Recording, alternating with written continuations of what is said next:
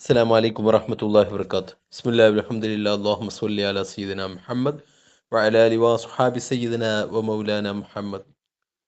ഏറ്റവും സ്നേഹധന്യരായ മുഅ്മിനീങ്ങളെ, വിശുദ്ധ ഖുർആനിൽ പലപ്പോഴും നാം ചില സൂറത്തുകളും ആയത്തുകളുമെല്ലാം പാരായണം ചെയ്യാറുണ്ട്.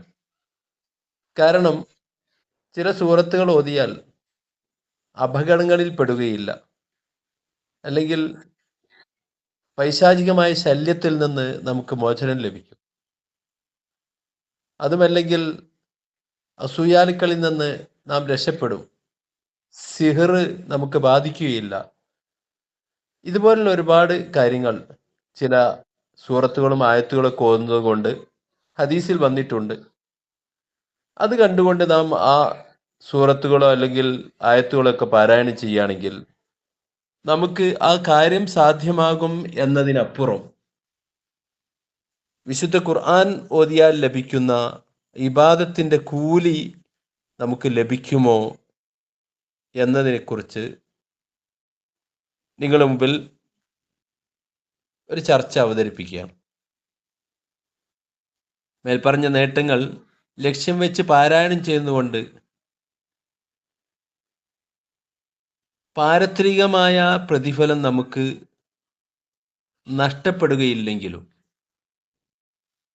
അള്ളാഹുവിൻ്റെ പൊരുത്തം മാത്രം കാംക്ഷിച്ചുകൊണ്ടാണ് നാം പാരായണം ചെയ്യേണ്ടത്. ഇങ്ങനെയുള്ള ഗുണം കിട്ടിയാലും ഇല്ലെങ്കിലും ഇതുകൊണ്ട് ഇബാദത്താണ് എന്ന് ലക്ഷ്യം വെച്ചുകൊണ്ടാണ് നാം ഓതേണ്ടത്. അങ്ങനെ ഓതുമ്പോൾ അതിൻ്റെ പ്രതിഫലം നമുക്ക് കിട്ടുകയും ചെയ്യും, ഇബാദത്തിൻ്റെ കൂലി നമുക്ക് ലഭിക്കും. എന്നാൽ ഇത് ഇബാദത്താണ് എന്ന ഉദ്ദേശമല്ലാതെ ഇങ്ങനെ ഓതിയാലും അതിൻ്റെ കൂലി കിട്ടും എന്ന് പറഞ്ഞവരുണ്ട്.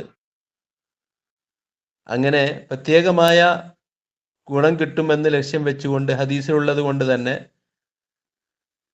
അതുകൊണ്ട് ദോഷമില്ല. എന്നിരുന്നാലും സകല ഇബാദത്തുകളിലും മറ്റു നേട്ടങ്ങളൊന്നും ലക്ഷ്യം വെക്കാതെ അള്ളാഹുവിൻ്റെ പൊരുത്തം മാത്രം ലക്ഷ്യം വെച്ചുകൊണ്ട് ഓതലാണ് ഏറ്റവും നല്ലത് എന്നാണ് ഈ വിഷയത്തിൽ മഹാന്മാരായ പണ്ഡിതന്മാർ രേഖപ്പെടുത്തിയത്.